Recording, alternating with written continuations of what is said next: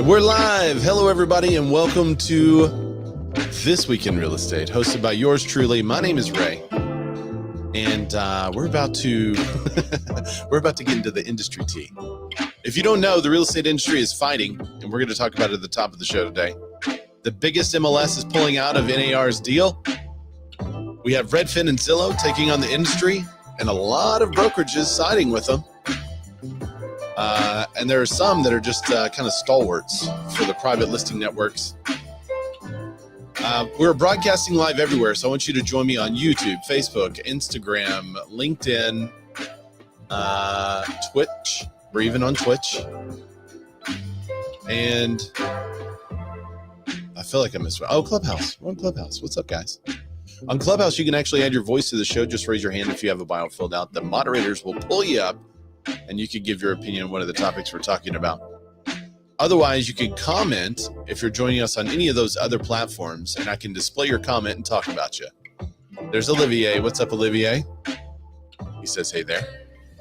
And I could also talk about your comment. Elizabeth Nightingale says, hello from Charleston, South Carolina. Hello. If you're watching live, let us know where you're watching from. Drop in the comments. This might be a quick show today. I do have to catch a plane out of here. I'm going to the Real Estate Video Blueprint Conference, and I'll be there tonight. So between now and then, I also have to film a home. Oh, look at that. And that's somebody that called 3 times to get around the focus setting. It never fails, right?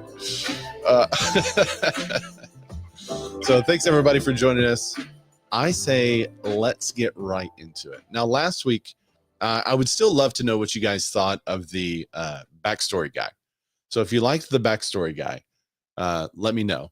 I thought it was a lot of fun. And it made it very, to me, it saves time, but it would save time in a really cool way to put out like a different type of content. So from what I've heard, everyone liked the backstory guy. If you don't know the backstory guy, I'll play a little clip. Bit of a backstory. The clear cooperation policy, a noble name. Yeah, last week we went through the clear cooperation policy from start to finish to where we are today. I'm not going to do that today, but because we just need to dive in. So man, I was just here for the accent this week. A bit of a backstory. All right, here we go. The biggest MLS in the nation rejects NAR's delayed marketing policy. The photo that Inman is using on this is crumpled up piece of paper with some hands crumpling it up. The largest multiple listing service in the country is refusing to adopt the National Association of Realtors' new policy, allowing brokers to delay distributing listings on certain public sites.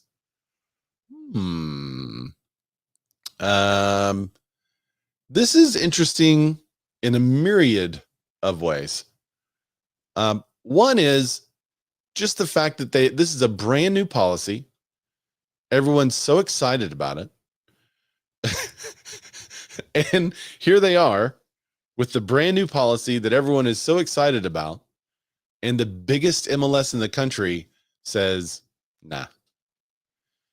This is also interesting because now you have a case where members of NAR, wouldn't they have a case against their own MLS and could sue them saying, hey, you have to let us do what other people are doing?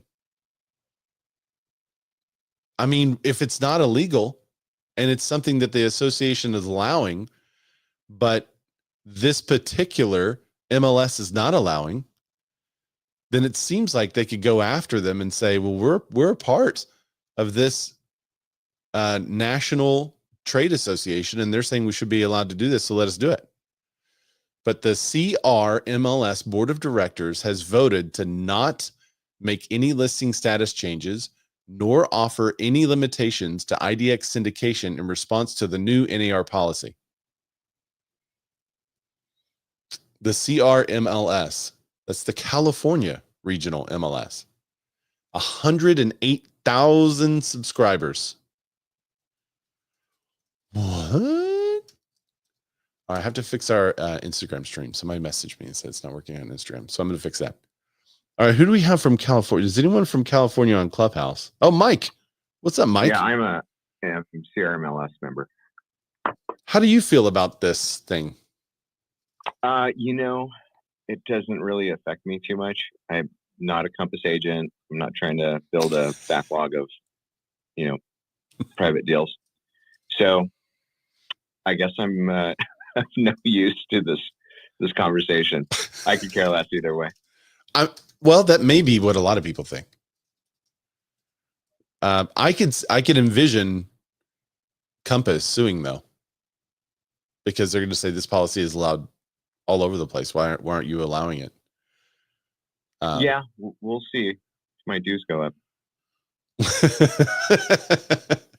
I guess that's my concern.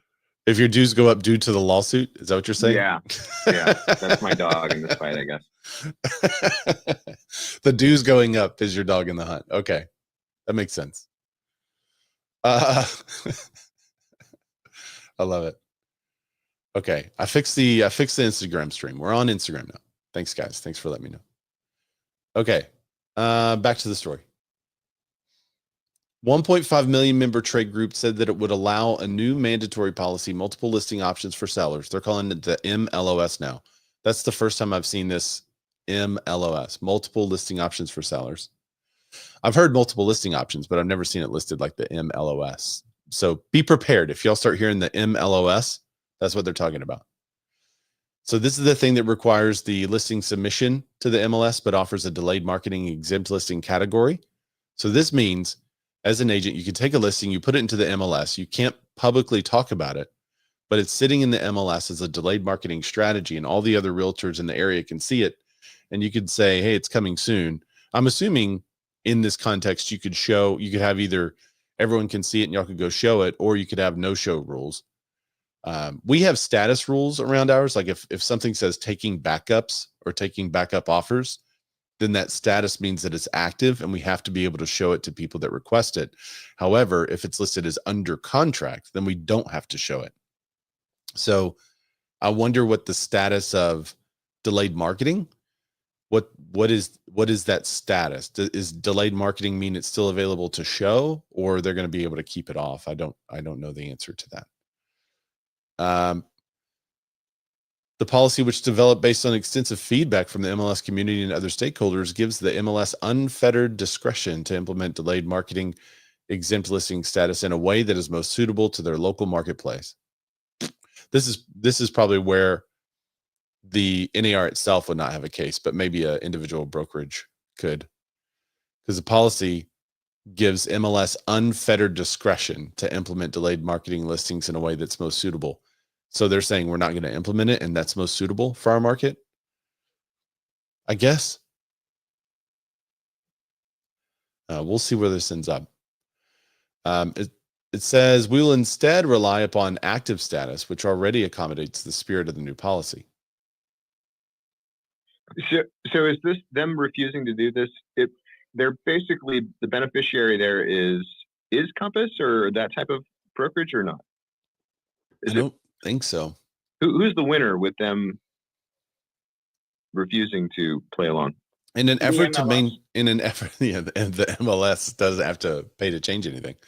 In an effort to maintain CCP as is and to placate those complaining brokerages, NAR created the multiple listing options for sellers policy.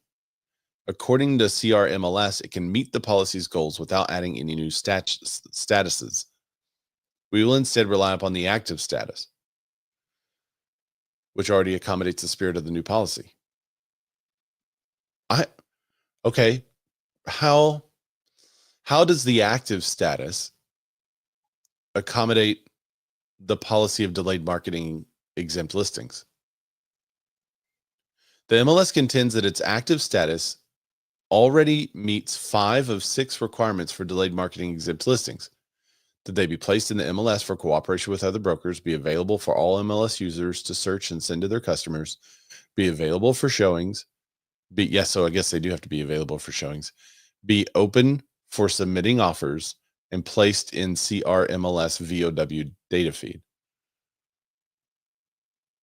The status includes all necessary elements and allows brokers to opt out of IDX syndication at the office level.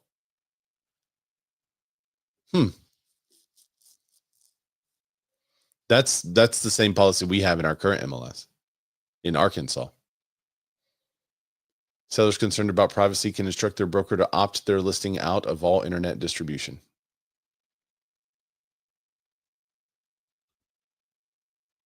However, CR MLS active status does not meet the sixth requirement that listings not appear in an MLS IDX or syndication data feed. But you can opt out of the IDX at the office level.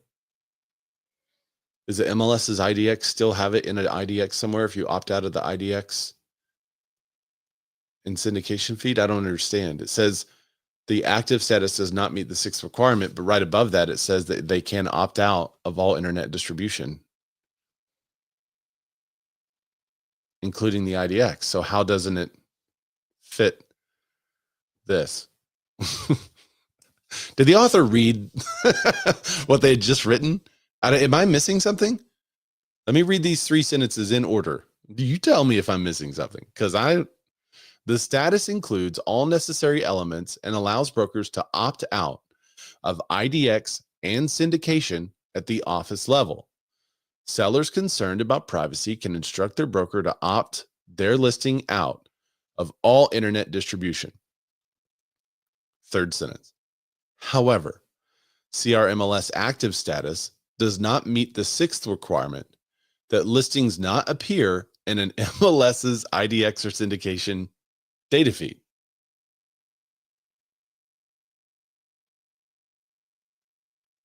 What? The only missing feature is listing-specific opt-outs for IDX or syndication. But they just said they could opt out of IDX and syndication at the office level. Does that mean that at everything in their office has to opt out? No, because they said sellers concerned about the privacy can instruct their broker to opt out of their listing. What am I missing? I feel just as crazy when people tell me that CCP, the clear cooperation policy, is good and prevents brokerage exclusives. That's how crazy I feel reading these 4 sentences. Drop it in the comments. If you're watching this on replay, make it make sense. Okay.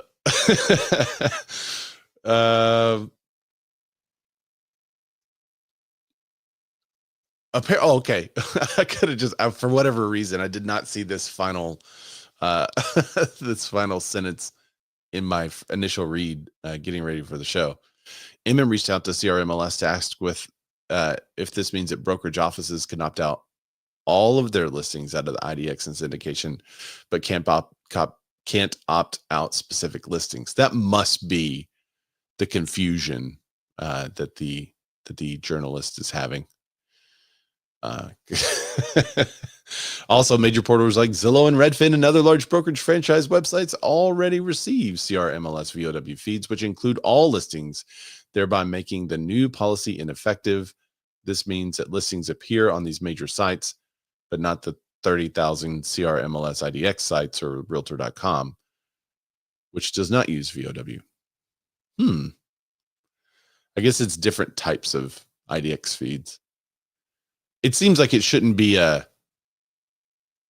it seems like the type, oh wow, I just saw my face on the video and it's very Barbara Walters soft lighting. I mean, I'm very smooth. Andy Rose says on Facebook, thanks for joining us over on Facebook, Andy. Maybe, just maybe, we let the sellers market their properties the way they want to. No, that can't happen. Who would say something? Oh, Zillow's private listing post erupts into CEO studded battleground. If you came on the show through the YouTube, you probably saw the thumbnail. But I'm gonna load the thumbnail one more time for you guys because I wanted you to see it. They are making AI art very difficult to make, especially if you wanted to make it kind of similar to something. You can't really do that anymore. Since I don't make any money from the show, I can show you this because it's basically personal use. $0. So this is a lot of the CEOs in a stylized avatar of The Last Airbender. And on the left, it says Zillow plus Redfin versus NAR. And it's got me in the middle looking like Avatar. It's funny. I used to love that show. But that's this article is where that comes from. Zillow's private listing post erupts into CEO studded battleground. So we talked about this last week, how Zillow and Redfin teamed up and said, hey, if you have a house out there that's listed publicly or that's listed, not listed in the MLS or is listed as an MLS exclusive and you're publicly marketing it, we are not going to allow that property to be placed on Zillow or Redfin for the life of the property. So this week, there was a big post by Zillow's Chief Industry Development Officer, Errol Samuelson, who authored a post titled, "Make no mistake, we're championing transparency at Zillow." So this is what the post looks like. And on that post, CEOs from a lot of the companies chimed in and we're basically having a discussion on the LinkedIn. It was the most active LinkedIn post I've ever seen. So here's the LinkedIn post. Make no mistake, we're championing transparency at Zillow. Zillow believes that every buyer, seller, and agent deserves equal access to information. Our new listing access standards requires that a listing marketed to some buyers be available to all buyers. We reinforce this belief. While we argue that buyers and sellers may benefit from exclusive private listings, the reality is that they create an uneven playing field, and buyers who are not able to access these hidden listings are at a significant disadvantage, missing out on potential opportunities simply because they aren't aware of the listings or were already working with an agent who also didn't have access with those to those listings. All right, how do you guys feel about this so far? Are you supporting Zillow? You like this move? So Ray, the problem becomes something that we faced in California when I was there, was that we couldn't get people to sign a buyer agency contract because they were working with 6 agents because they were going to work with whichever agent brought them their hidden listings. And whichever one brought them the right one was who they would sign that contract with for that offer. But it was almost impossible to get people to sign a buyer agency contract there. With the new policy, we have to get that signed before we show them house number 1. Yeah. So it's a problem. So now you envision a future in which buyers don't want to sign an exclusive buyer agency agreement, because if they were to sign that agency agreement, then it kicks them out of potential of these hidden off-market properties. 100%. So how do we get paid? You got to bring them the house, right? You got to bring them out. But I mean, isn't that the way it was anyway? Yeah. Before all this. Yeah. So I mean, to me, they're taking things right back to where they used to be. Well, it has nothing. So this is my frustration, is that everyone thinks like, well, this is why I support CCP. Well, CCP created this problem. CCP authorized private listing networks. CCP authorized brokerage exclusives. So CCP is not the answer. Olivier says, I love Zillow. Is Zillow even up there, Olivier? Zillow said, and when you bring them the house, you are double ending and you can't represent both clients. Well, we can represent both clients here. No, Zillow is not in Quebec. We're happy about that. We have other issues which are fun too, but here we're not allowed to double end. We have to make sign disclosures saying to the buyer, we are representing the seller, not you, but we will give you fair treatment. We cannot give you any advice on what to put in your offer. If you tell me to put $1 in the offer, I'll put it. If you tell me $1 million, I'll put it. I can't give you a good price to pay. So it's interesting stuff, the way you guys do things in the States. Yeah. We have both options. You can either bring an offer from an unrepresented buyer. You can ask that buyer to get with their attorney and submit an offer, or you can represent that buyer and submit it to your seller. So you could do all 3 ways. You just, it's disclosure on top of disclosure on top of disclosure. Somebody said my name. Who said my name? That was me, Ray. Oh, what's up, Good Jack? afternoon. Hey, man. This is a big sandbox argument with big brokers, with Zillow, with NAR. Everybody's protecting their own little corner of things, and the agent and the consumers are it's being done on the backs of agents and consumers in a very bad way. If you talk to many brokers many agents on the street, you're going to find you're going to find most that are protective of the consumer. However, one of the big rubs here is, should sellers be able to choose how they market their properties or not? And that is all at that decision from the seller could be at the peril of themselves if they're not properly educated as to the pros and cons of taking such a path. And I've said since the beginning that the way to address this is just like reverse mortgages. In order to get a reverse mortgage, you need to go through mandatory counseling so that you're protected as a consumer. I didn't know This that. is the same thing that should happen here. And that way there's a standard. And when I heard the DOJ was entering the conversation this past week, I welcomed it with open arms. And I'm not one for regulation, but this is where this is one of the solutions. Everybody's fighting and doing gamesmanship on how to resolve this, but they're not addressing it from a consumer standpoint, or the fact that this turns into cannibalism for agents, and most agents don't want that. Right now, I agree with the last person that spoke. Right now, I'm doing exclusive agency agreements, if you will, where I do a new exclusive showing agreement with each buyer dependent upon the property that I'm showing them. And all of this conversation has required me to do so that I'm working as a fiduciary in the best interest of my buyer. I mean, it's absolutely crazy. There seems to be a simple solution. I think a couple of brokerages have come out with such a form.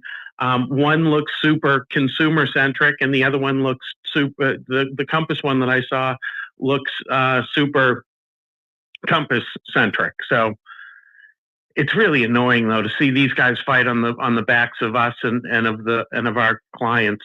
One of the reasons why they're fighting is because real estate agents at our core are marketing professionals. And I would say the argument to go into a private listing network or the argument to list your home publicly can be just as well argued as, should I list now or should I wait until the fall? Should I list in the winter during the holiday or should I wait until the spring?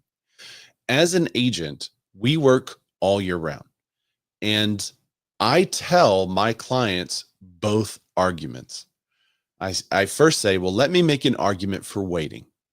And we say, when you wait, there's going to be more buyers in that time of year that are coming on versus the buyers that are coming on now, blah, blah, blah. And then I say, well, let me make an argument for going live now. If you were to list now, there's not as many buyers. There's also not as many sellers. So the competition is less stiff. And oftentimes the buyers who are moving right now have to buy. So you might get better terms.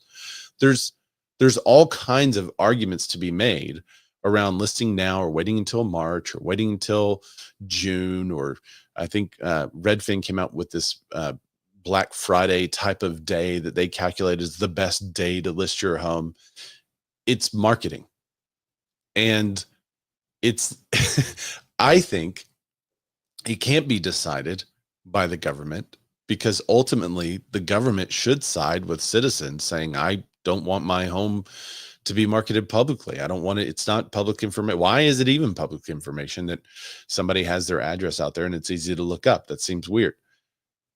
I think that the DOJ is going to have to side with consumers, but it's going to be interesting to see which consumer they side with, because both consumers may be on the opposite side of the spectrum. You're going to have some sellers that are saying, I don't want my property out there. You're going to have some buyers that say, I want all the properties out there. Most of the buyers are going to say, I want access to everything. But some of those buyers are going to say, I want access to the stuff that everyone else can't get access to. There are all of the brokerages are now conceding, and Zillow are now conceding, that there are reasons to keep some properties marketed privately. The problem with putting it into a system and putting it into a policy like CCP is now you have created a market for private listing networks, and every agent is going to find a way to market that. I have a private listing network. This is what it looks like. When someone wants to list their home with me, I don't wait until they are ready and we have the photos before we sign a listing agreement. I bet most of y'all don't either. So what do? You sign the listing agreement and then you go to work for them. And you may be working for them for a month or two before they list their home. You may be helping them hire contractors and landscapers, and you may be helping with the staging. You might be getting photographers in there, a mover, videographers. If you're putting together a full marketing package, they've already signed the listing agreement. So what do you do with it? Well, you just keep it. It's a brokerage exclusive. That's a private listing network. Are you assuming there's no coming soon? In our market, there is no coming soon. Oh, we have. So when we're listing the property, it is a private listing network until we have the photos and videos and the whole marketing package is ready, and then boom, it goes on the market. Can I sell one of those homes without going through that whole rigmarole? And yes, I can. We have one under contract right now that's closing. We listed their home. We started getting ready. It leaked out that their home was getting active from the seller. Someone else told someone else who told someone else who told their agent, hey, I hear this property's coming up. And so then I get a call from the agent and says, I heard you have a property. I said, I do have a property, because you could talk one-on-one with other people from other brokerages. So it was in our quote unquote private listing network, which is just listings that we have listed that we're waiting to go live, but we can't put it live yet because why would the person want their house to go live with no photos? That's a fine in the MLS. So part of the reason why some of this has started to happen, where now, quote unquote, all of our listings start in a private listing network, part of the reason why that is a marketable thing is because who gets access to all of those listings before the public? All of my clients, all of my buyers.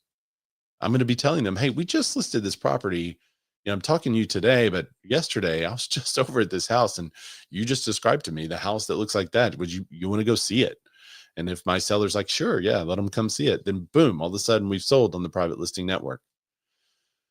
If they didn't have so many rules regarding all this stuff, then it wouldn't make a way for the market. The rules themselves are creating the marketplace. And as an agent, anything I do, I'm going to try to benefit my clients as much as possible. So how can I benefit my clients? Well, if my client doesn't want to go through the remodel and they don't want to have to get their home ready for the market, and they don't want a whole bunch of people tramping through their home, and they don't really feel super comfortable with having photos of their home on the internet, and they would rather not have to depersonalize and take down their kids' stuff in their bedroom and paint and all that.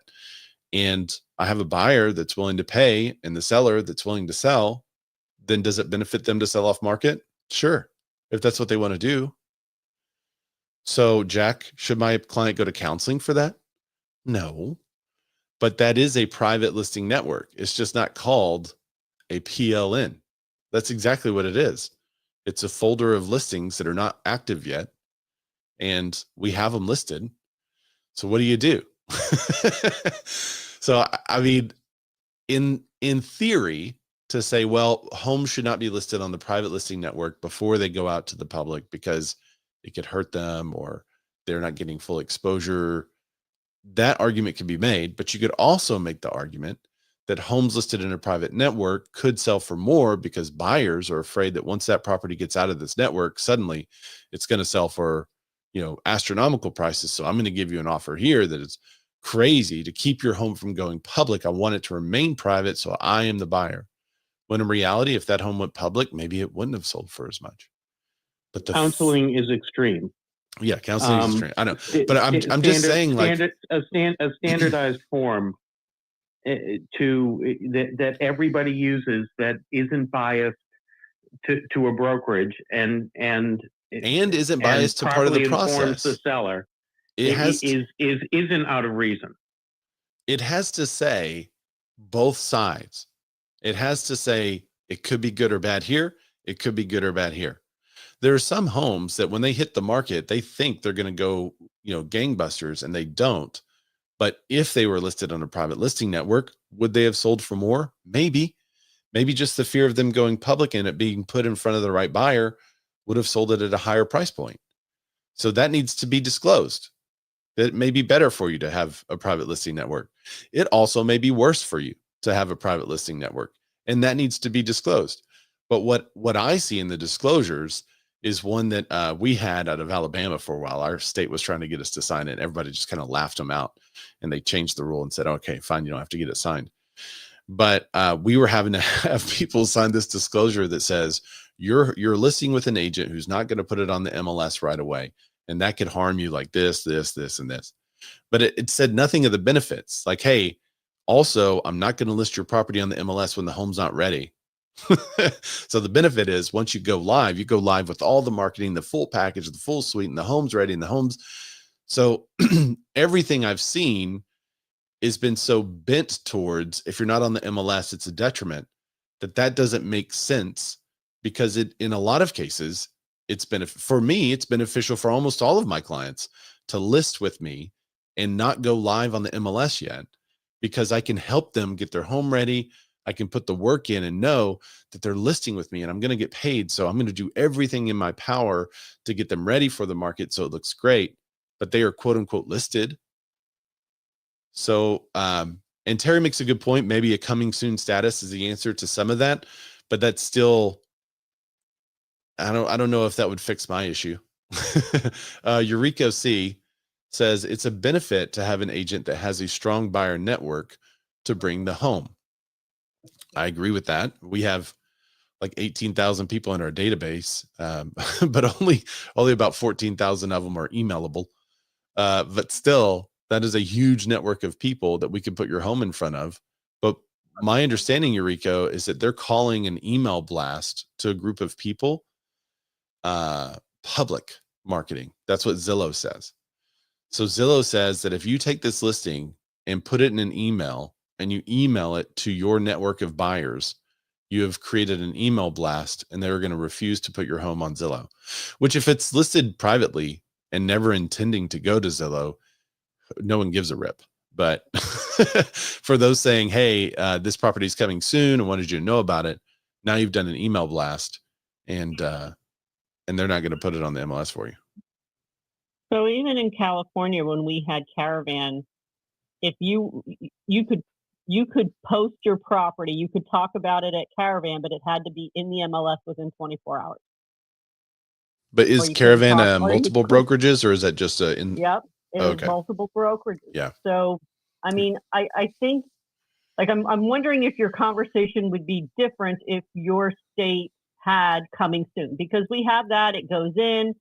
You post one picture of the front door, and other than that, everything else, all of your prep work. And it used to be limited to 21 days. You had 21 days in coming soon, and it must go active on day 22.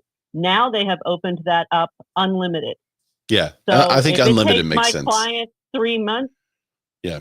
I don't know. I think it's a little crazy, but if my client needed the longer, I guess that would be okay. But I think your conversation and thought might be different on the whole thing if you had coming soon status first, because Zillow picks that up too. Not every syndication will pick up coming soon. So wait, so you could go coming soon and Zillow list it? I think so. And then it starts ticking time on market? It does start ticking time on market. See, it's not on market yet. It's coming soon. Eureka says, I'm just saying texting individuals that will come and... There's market days versus active days. Interesting. Eureka C says, I'm just saying texting individuals that will come and see the home because it fits their perimeters. Yeah. Smaller one-on-one conversations is not public. You are correct about that. Olivier says, I think it depends on the type of property. That is true. There's some properties we go live right away because there's There's no need. Multi-residential works like that here, probably have 25% on the MLS. The rest is pocket listings. Yeah, there's a lot of commercial that's done that way here. There's no real great commercial database, and a lot of people don't put their commercial listings into the MLS. But I had a couple of people come up, Carissa and Christina. Did you guys want to talk about this topic in particular? I saw your hands raised. Hey, Ray. Hi, go ahead. Go ahead, Christina. No, it's okay. Go ahead. I'll after you. Okay, yeah, we'll be quick. So Ray, earlier when you were talking about that you get a listing and you put it in the quote unquote system, what system is that? Is that It's your my binder. internal system? Yeah. Yeah, it's is that your like crayon system? Like, Yeah. Are you whiteboarding it? Like what system are you putting that in? Or is that your MLS and you are just putting it in as draft and not setting it to active or whatever your first phase of an active listing is? And I'm not even putting it in the MLS. We have it written in that the sellers don't want it on the MLS until we have the photos and videos and everything in place. So it doesn't go on the MLS. And so it's listed so we can start working with them and helping them, but it's not listed. It's not listed on the MLS or in any system. Okay, so when you're saying listed, you mean like you have a document listing from them, like you have a signed listing agreement. Correct. Got it. Okay, so and I do the same. I kind of use it as like almost like a letter of intent because there's nothing else that serves that. Oh, purpose. that would be a good idea. That would Yeah. be a good use for that. I don't want to I did this once in my career, and this is why I don't do it anymore. I help somebody get their entire property ready for the market and everything. And then, they had an uncle's brother's cousin that just got their real estate license activated. And I went through all this work, even paying for stuff out of my pocket. And they're like, hey, thanks so much. This was super helpful. We're going to list with, Joe over here. And I'm like, what? What?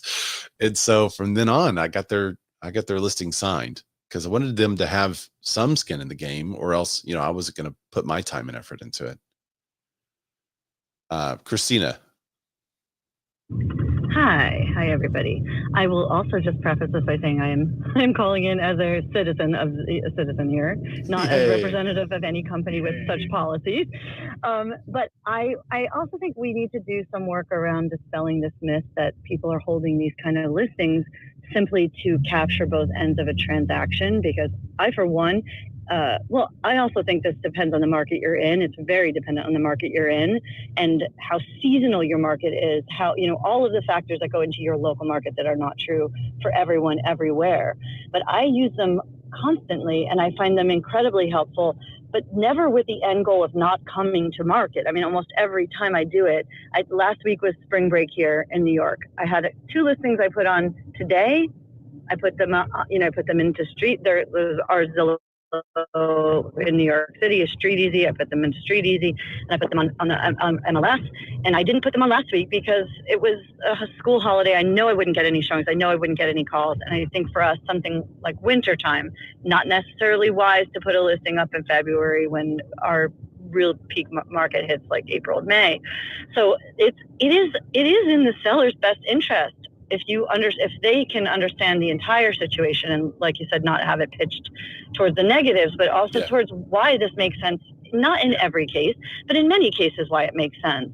And that, again, really should be the decision of the seller. That is a seller's decision. I don't like this idea of forcing anyone to do anything that they don't want to do one way or the other. But I also think, I'm hearing so many people talk about how this is just trying to capture both ends of the transaction. And as someone who uses this system constantly, that is not the goal. And 96% or so of deals are co-broked, at least here in New York City. So and sometimes it will be your same firm, sometimes it won't. Also, because you're not disseminating the information publicly, most of us who work a lot in certain areas, we know who the brokers are who also work a lot in those areas, and you can reach out to people privately. Yeah. So this isn't meant to exclude other brokerages and other brokers. I mean, oftentimes I will go cross company and tell someone that works a lot in the area, hey, I have this listing coming, and I'll get you in. I'll get anyone in. But I'm also not going to entertain, wild prices sometimes a seller wants pay 1.5 or something in the pandemic, and 2 years later wants $3 million for the same property. So, you explained to me how that's going to happen. But every now and then there's a person out there who's looking for that thing. So if she wants to let her listing, fester in a private exclusive status, I'm not going to, that's her decision to make. I can advise, but that is the decision that a seller should be able to make. Thank you for sharing. I agree. Yeah, that's the argument. 100%. I'm with you. I think you can use it as a tool. Connect with Smo on Instagram says some sellers are willing to take less for their property over having to deal with the hassle, cost, and cherish privacy. Let those sellers have the option. Listing publicly is not for everyone. Connect with Smo also said, and also we have a list of pre-sale properties getting prepared. We have these coming soon properties that aren't publicly listed. Once in the MLS, those have 21 days to become active. I wish we had more flexibility and options in our MLSs. A lot of MLSs around the country don't, including mine. It's just once we have the listing agreement signed, we're supposed to put it into the MLS within 24 hours. That's just, that's so ridiculous. Like I can't even get a photographer. My photographer's 3 or 4 days out, and I'm not going to schedule a photographer if I don't have a signed listing agreement. Anyway, it's ridiculous. So Ray, we do ours, since we have the coming soon option, I usually do mine. It goes in as coming soon within that 24 hours as a coming soon. And it'll say it will not go active until painting's done, cleaning's done, decluttering, photos, and all of that gets written into the listing contract, that if the MLS ever called me up and said, well, why isn't this active yet? It's in there. That's similar to what we do too. But that coming soon's priceless to me. They're still in a private listing network. I mean, every agent that fills that out and says, hey, I'm going to put your MLS sheet right here and we're not going to do anything, that is a brokerage exclusive private listing network. The issue, I think we're all in agreement. Sellers that don't want their property on the MLS shouldn't have to put it on the MLS. And if they change their mind and want it on the MLS, it should go out to the MLS and be available on every platform, including Zillow and Redfin. However, whenever you create the off-market binder, like my MLS listings that are coming soon, that are off-market currently, whenever I have the off-market binder or an off-market compilation of properties of any kind, it becomes marketable. And that's all Compass and Douglas Elliman and I think Corcoran, I may be misspeaking there. It was either England Volkers or Corcoran, and Matt, I don't think Matt LaMarche is here to fight the England Volkers fight, but that's what they're doing. They're saying we have off-market properties, a private MLS, and they're marketing a service because they have something in their process that they're doing, whether it is people that don't ever want to go public, or whether it is brokerage exclusives while properties are getting ready. However it's used, it's being marketed as a feature. And that's normal for a real estate agent to do because we're all marketers. Everything in our process that could feel like a hang up, like, hey, you're going to have to sign a listing agreement with me and we're not going to list your property for a month because it's so not ready. I need to help you get it ready. That's a lot of work and doesn't sound nice, but I can sell them on it by saying, however, every buyer that we have come through, we will, if it's a fit, we'll pitch your listing to them and they could buy it without you even going through any of this hassle. And now it's a benefit. That's what Compass is doing on a large scale level. And I can't be mad about it. And there are a lot of agents mad about it. Thank you. Agreed. Agreed. And if you're pointing out the negative features, you may as well point out the positive features, right? And let someone be voicing that. But also, I think regarding pricing, just to quickly add into that, if you are a person who really wants this property that's off market and you realize that you are not in a competitive situation, because if you want to make the argument that this is not as competitive a situation as the open market, you should expect to pay a premium. So I think you can very well get a very good price for a property that's in a private exclusive or coming soon status, because that buyer understands that they have to pay a premium to not have to go against that competition. Obviously market dependent, but that is to say that sellers can't get the best price possible in a private exclusive status. It's just not, it's not true. Yeah. Now, I as think this is- as a really good marketer on the other side, if you don't have a private listing network, you should put out some of the information that the private listing networks are putting out about overpriced properties. They're saying, look, the reason why we want to do this is a benefit to our sellers because we want to offer these at a really high price in our private listing network to see if that price will hit the market. And if not, we want to be able to drop it so it's closer to the right price and then take it live. So if you are looking at using me or a Compass agent and you're thinking, well, I'm going to use the Compass agent because they have a private listing network, I'm going to say, hey, let me show you the words from Robert Refkin about the properties in this private listing network. They're overpriced. They're going to wait until they're priced right before they even hit the market. And I'm going to use their own words about how they benefit sellers against them to tell my buyer, like, look, why would you even wait on them? What, you want all the overpriced inventory that's not open to anyone else? It's such a hassle, and you're going to be paying a premium for all of it. We'll just wait till it hits the market at the right price, or you're welcome to go pay more than you should. And as for most buyers, they're gonna be like, oh, okay. So you can use what they're using to market it as a benefit to sellers to show your buyers, why would you ever do that? But you have to do the marketing. This is not a battle about right and wrong. It's a battle about marketing. And there's a huge group of people that are upset because their marketing is not as good as Compass. That's the game, folks. If you don't like it, figure out how to market it. Now, Zillow and Redfin are coming out saying, oh, we're for all people. And that is their marketing scheme. They're not for all people. They're for their business model. What is their business model? You come in on a property. They sell you back to that agent or another agent. That's their business model. So if properties are not in their network on their website, then they're losing business.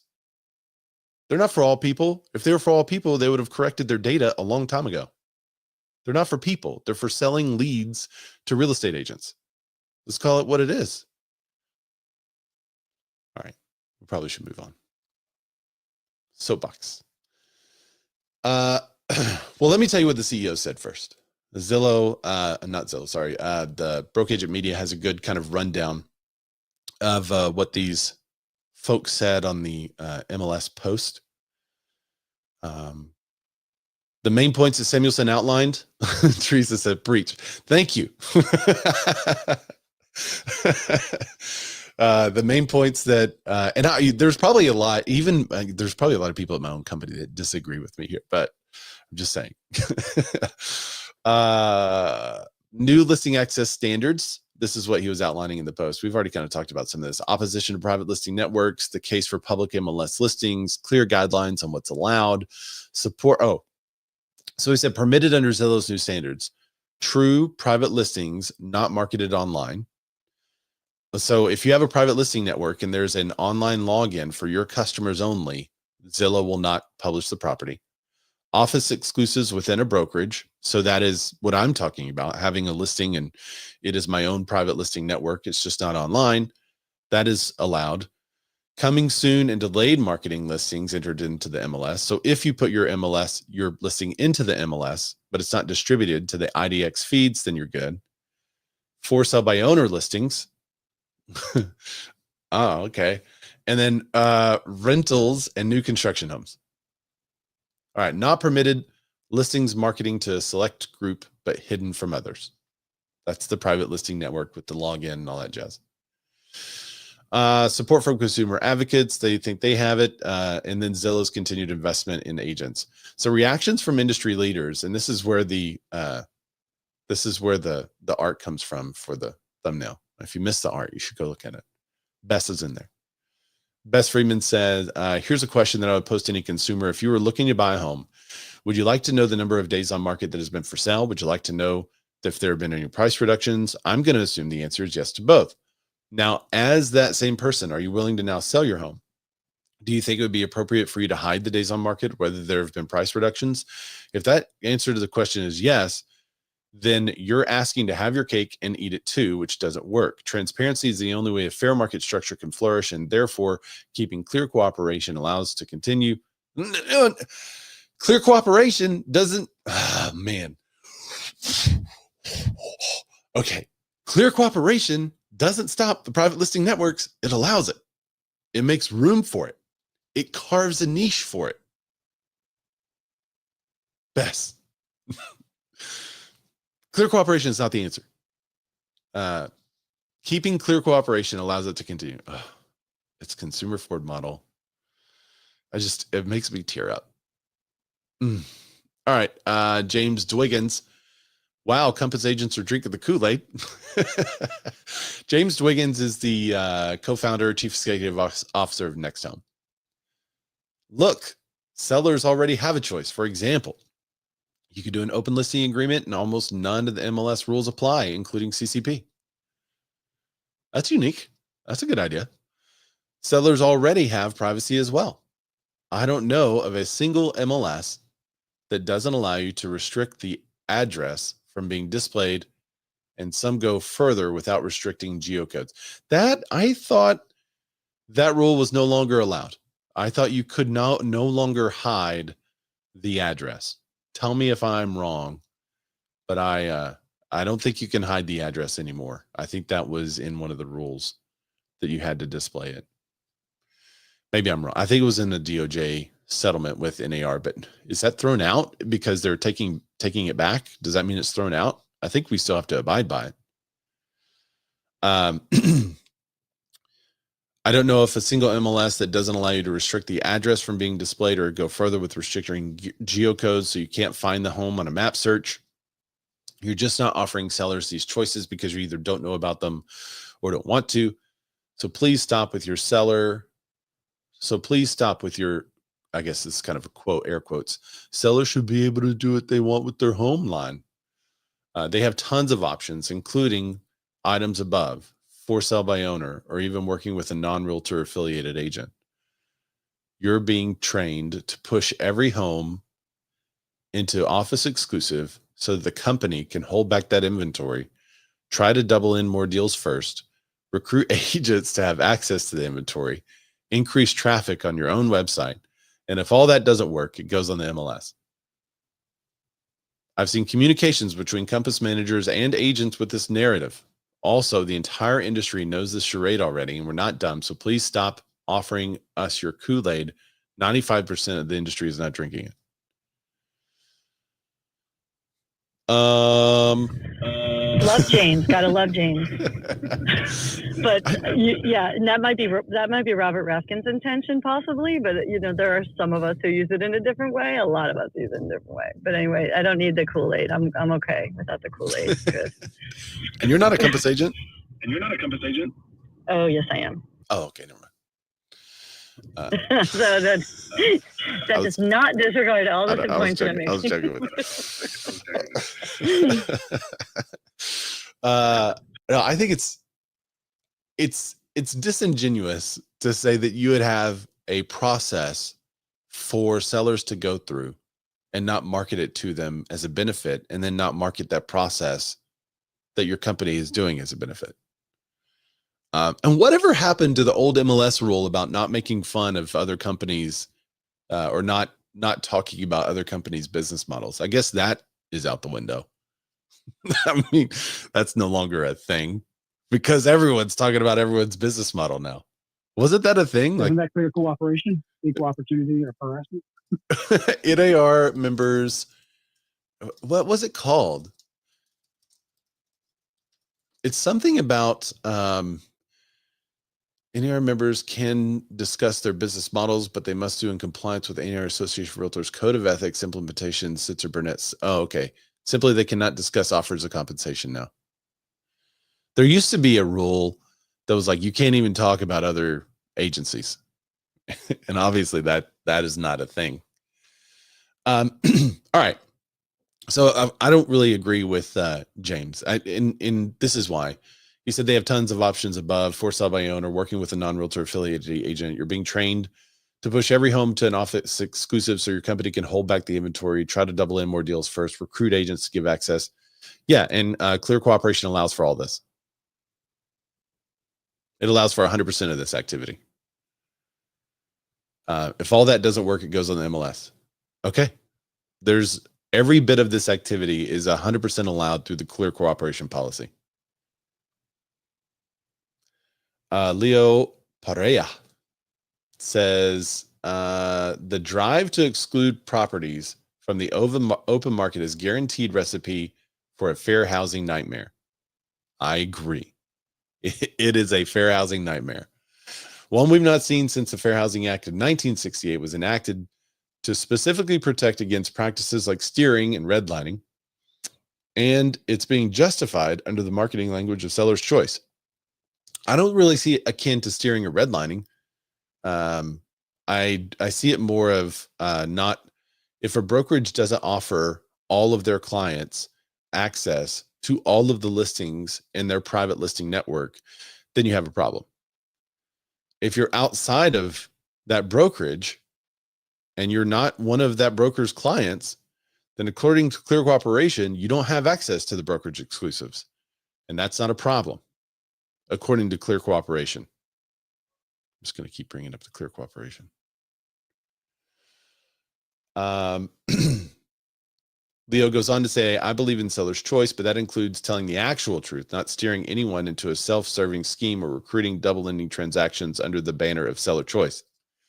No, you believe in seller choice, but you're going to market them on a different service or business model. What's the problem? You have a different business model.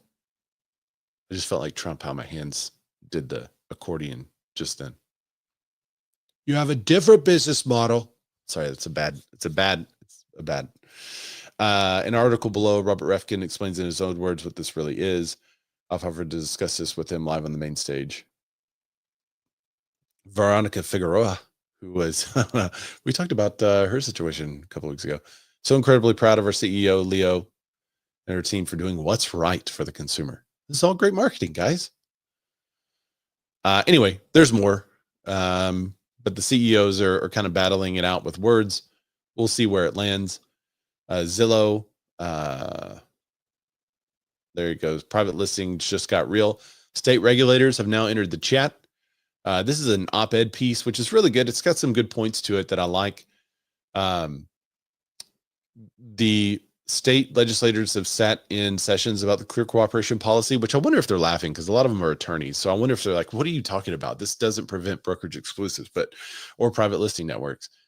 I wonder if they're just like looking at this like it's stupid. But this op-ed is pretty good. It's on Inman, and it basically says, door number 1 is NAR figures it out. Door number 2 is the DOJ. And then door number 3 is state regulators get involved. So I don't know what that would look like, but I can imagine it's going to be for, if the state legislators get involved, you would think it would impact all agents then, even if they're not part of NAR. I don't know if you saw this story. We did several weeks ago. We covered it, but it's right now on MN. Listings are quietly commingling on Zillow again after a 4-year hiatus. 4 years after complying with the National Association of Realtors commingling rules, Zillow quietly reversing course to once again allow the display of non-MLS listings alongside other properties on the platform after previously obscuring them. And we covered this when we talked about the Realtors Hate Me guy that sold his house, got under contract, and then did not sell his house, fell out of contract. That guy says that he got Zillow to change that in his marketplace, and now Zillow has quietly changed that in most marketplaces. The change hinges on the National Association of Realtors no commingling rule, an optional rule created back when the brokers began entering listings online in the 1990s. So there you go. Now, for sale by owner listings will be listed alongside of non-for sale by owner listings. And I think you can still tab it out to see what for sale by listings are there, though. All right, this is interesting. It's tough times in the real estate market. LA agent caught smuggling 164 pounds of white powdery drug in Chicago. I don't think I can say that word on YouTube. So anyway, It's a tough market when an agent thinks his next best option is trying smuggling 164 pounds of something that rhymes with octane through Chicago's Union Station. That's what LA-based agent Jerome Nalbandian resorted to this month, but authorities stopped him in his tracks once they saw him on April 13th, toting 4 roller bags loaded up with 75.15 kilos of the powder through the station. Wow, that's a lot, Cook County Circuit Judge Deidre Dyer said during the Nalban's first court appearance. That's a lot. So he corrected his wow for the record. I'm totally shocked this is not a federal case, Judge Dyer continued, but whatever. Nobody, I like this judge, but whatever. Nobody comes from another state with that many kilos. I don't know, but I guess somebody in the drug unit just was itching to file something. According to California Department of Real Estate Records, Nalbandian is currently licensed with Dream Team Real Estate Consultants, Inc., based in Sherman Oaks, California. He's also profile. All right, I'm not going to tell you where this guy has profiles, but yeah, there you go. It's a tough market out there. That judge is hilarious to me. I want to watch some of its trials. I'm totally shocked. I'm totally shocked this is not a federal case, Judge Dyer continued, but whatever. Nobody comes from another state with that many kilos. I don't know, but I guess somebody in the drug unit was itching to file something. Oh, that's great. Nalbandian's bio says on the website that he brings uncompromising level of responsive surface and while adhering to the highest level of ethical standards. This is all alleged, apparently, until it gets proved in court. All right, I'm going to zoom through our economic news. U.S. homes are selling at the slowest pace in 6 years, which, go get you some powder, guys. No, don't do that. The typical U.S. home that went under contract in March was on the market for 47 days. That's the longest period in any March since 2019. By comparison, the typical home was selling in under half that time during the peak of the pandy home buying frenzy. So it's going up a little bit. It's not going up a lot. In 2000, for context, 2022, 21 days, 2023, 44 days. Then 41 days in 2024, 47 days in 2025. So it's going up a little bit. It's going to moderate a little bit as more inventory hits the market. That's to be expected. Home price gains are losing steam. We've said this before. Home price growth is losing steam. So it's still growing. It's just not growing at the same rate. Nationwide median home price rose at 2.6% year over year during the first 4 weeks ending April 13th. That's roughly the same increase that we've seen over the past month, but down 5 to 6% in growth since the end of 2024.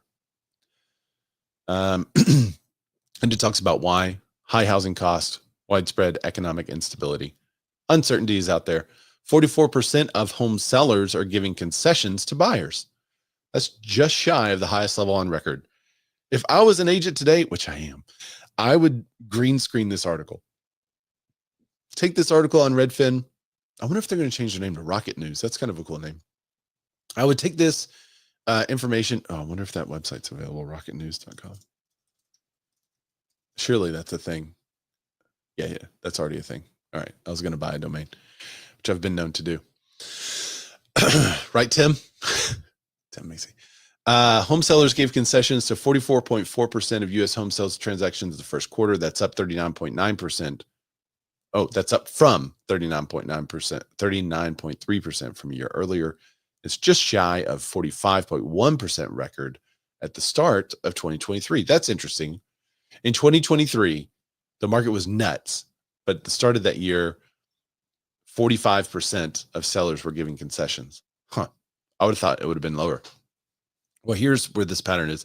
It was super low in 2021, super low in 2022, and then it kind of went back up to the high of 45, and it's kind of hovering around what was normal-ish. It's going up and down between 35 and 45%. So it's 10% variance. It's continuing to do that.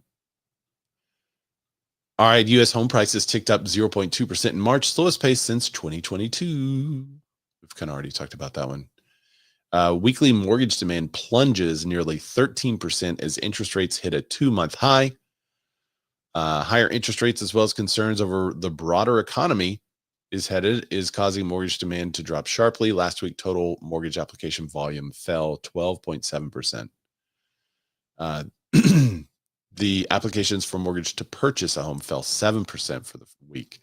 They were 6% higher, though, year over year. So it's still up year over year, but it's down week to week. Second home buyers are flocking to Maine, but now they're fleeing. Owning a home has always been the American dream. Owning a second home became the norm in the past decade, especially during COVID. I think a lot of people were buying a second home or buying like vacation type homes that were normally second homes, and they were living there and doing their work there because their boss said they could work from anywhere. And now their boss is saying, hey, come back. Maine in particular has become very popular among these buyers. In 2019, the state had the highest percentage of second home owners, according to a study by IPX 1031. In 2023, two of the state's counties, York and Cumberland, ranked among Picasso's top 10 markets where the biggest increase in the second home transactions. But now they're facing a surge of second home sales. And the reason folks are fleeing the Pine Tree State, the economy. We've definitely seen an uptick in second home owners listing their properties, especially among the coast and near the lakes, says Bailey Page, owner of Maine Real Estate Co. So yeah, I think this is to be expected. I think, when the world changed and it was easy to work from anywhere, you had people buying and renting homes in those second home markets. And now you see people selling homes in those second home markets. I always kind of wanted to be ready to purchase when those markets are starting to turn. And that's just normal. It's just kind of a normal turn. I wouldn't be super worried about it. NYC's most expensive home list for $110 million amid market uncertainty. This is a gorgeous home. I just wanted to show you guys some pictures of this. Check out that view from the skyline. It's just all glass. You can imagine. And this is an amazing photo. So let me describe the photo to the audio and podcast listeners. It's like it'd be comparable to like a breakfast nook, but they're smaller chairs with a small table, and then it's just got these ginormous windows, and outside of it, you're looking at, is that the Empire State Building? No, because that would mean that this building is taller than that. That can't be it. Anyway, there's a tall building with a point in the distance, and there's clouds under the level of the floor that they're at. So you're looking above the clouds. It's incredible. I don't know the New York skyline, so there you go. Anyway, 110 million, New York's most expensive property just list. And that's the show for the week. So we went a little long. We did the economy rapid fire today, which I kind of like the economic rapid fire. Yeah, Eureka said, I thought you couldn't speak poorly about other agents. I think it was about other agents and companies. You couldn't speak poorly about the companies. And for a while, I read in the ethics, I read in NAR ethics that it was business model. It was in there. You couldn't speak poorly about an agent's business model or a company's business model. And I think that's just kind of gone by the wayside because everyone's talking about everyone's business model these days. I'll try to find it, but I'm pretty sure that was there. I know I read the words business model and I thought that was wild because how could you ever compare two people's business models? You couldn't do that anymore. All right. Yes. Connect with Smo over on Instagram says, thanks. I thought so, which makes Leo's statements around fairness of CC even more confusing to me.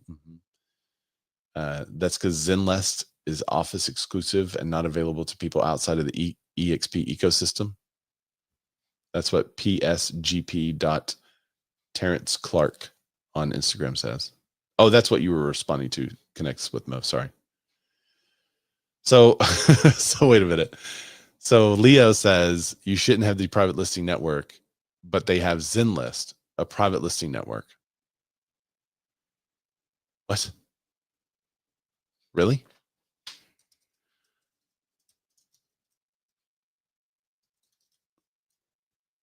hang on. Zenlist, a real estate platform primarily for agents and their clients to search, collaborate, offering access to private listings and collaborative experience. Is this EXP's thing? That's crazy. Zenlist provides agents with tools to manage their listings, communicate with clients, wider range. What is Zenlist? This is interesting. I don't see where it is saying it's an EXP thing. Hang on.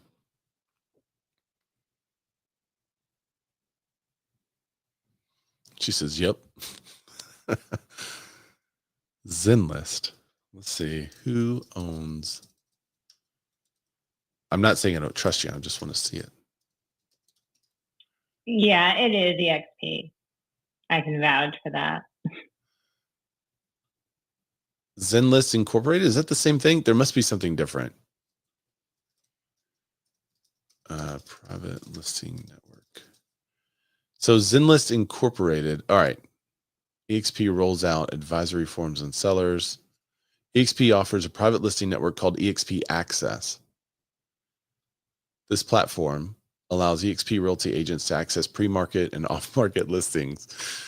Oh, really? Leo.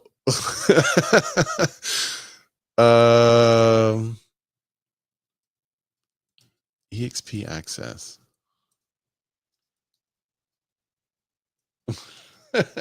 Connects with Mo says, as an EXP agent, we have access to it. So I know you know. EXP, is it called EXP Access or Zenlist? Or is EXP Access available through the Zenlist software? Man, I'm glad you guys are not watching me type right now. It is crazy. EXP Access will give sellers and buyers an edge to EXP real estate agents' off-market listings. That's really disingenuous, Leo. How can you grandstand against private listing networks and offer one at the same time? Just, I mean, I would fully expect if Tamir Poleg, the real broker CEO, owner and CEO founder, came out and said, hey guys, we don't do private listing networks. We're not for private listing networks. We don't think they should exist. It seems like we would not have a private listing network. Doesn't it seem like that? It seems like that. EXP will give sellers and buyers an edge to EXP realty agents off-market listings. It was called EXP Exclusives. We're introducing EXP Access, a platform that gives EXP real estate agents visibility to all pre-market and off-market listings across the US, Canada. So here are our brokerage exclusives. Yeah, Connects with Smo says, sorry, I love Leo. He's amazing. I just couldn't wrap my head around this. It's fine. He may be a wonderful person. I don't know the guy personally. He seems like a really good guy from everything I've heard. But I do not understand. This is the exact same thing used to happen with Gary Keller. He would rail against Zillow and say, by the way, guys, be sure to check out the sponsors back in the back. And it was Zillow. They were sponsoring his conference, paying him money at a conference, which he was saying, don't give your money to Zillow. What in the world? This is that same issue.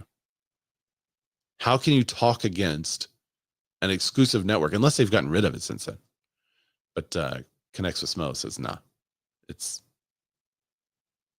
still available. All right, we'll maybe I should go comment on that LinkedIn post. Hey, tell me more about EXP Access, Leo. How do you reconcile the two?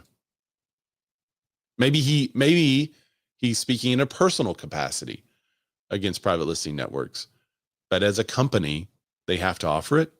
At EXP, we firmly believe in the highest and best form of marketing a property is placing it on the MLS and exposing it to as many as people as possible, says Leo.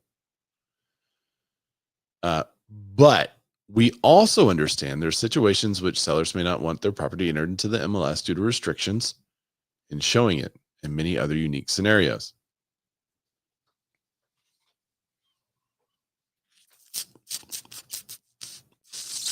For example, a new construction property cannot be entered for safety reasons. A tenant-occupied rental properties whose, this is you're just justifying your private listing network. He's one step away from saying properties who don't want it in the sellers who don't want it in the MLS because they don't want to display days on market or want to test a higher price, which is exactly what Redfin said.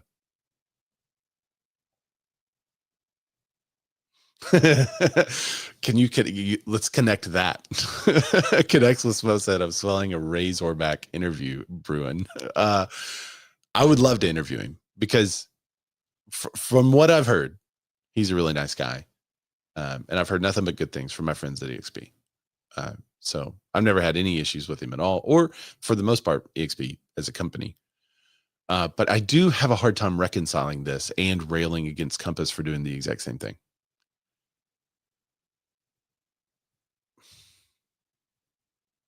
That doesn't sit well.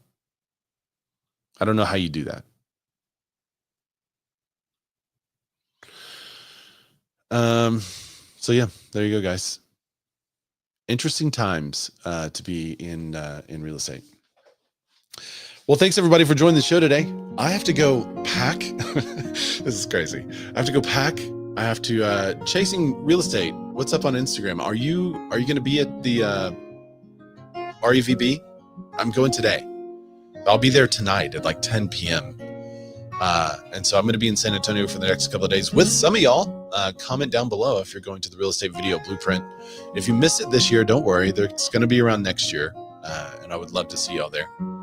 And I'll be coming back though, so we'll still have a show next week. But thanks so much for joining me. Thanks for your input. Thanks for all the comments over on Instagram. Sorry I missed a couple of those. I don't get notified on them, so I apologize. PSGP.Terrence Clark for missing a couple of yours. But I look forward to continuing the discussion. We'll see where this ends up. Hopefully it ends up good for the consumers and good for the real estate agents altogether. Hopefully. All right. Bye, everybody.